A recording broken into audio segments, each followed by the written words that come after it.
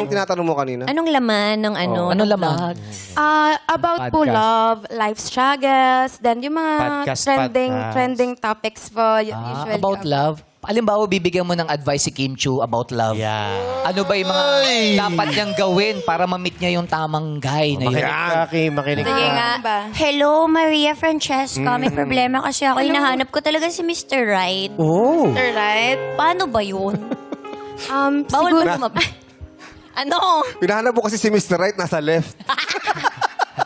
Ay, sabi- parang nakikita ko, Miss Kim, andyan na si Mr. Right Manghuhula eh. ka rin? Uy! Saan? Andyan, no? Nakikita ko sa social media, parang yung bagay na bagay sila ni Mr. Right. Hello?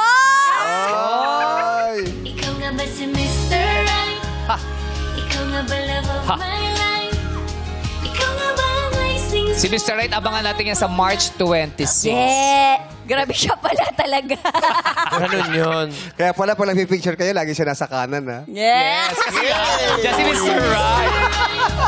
Oo nga, no?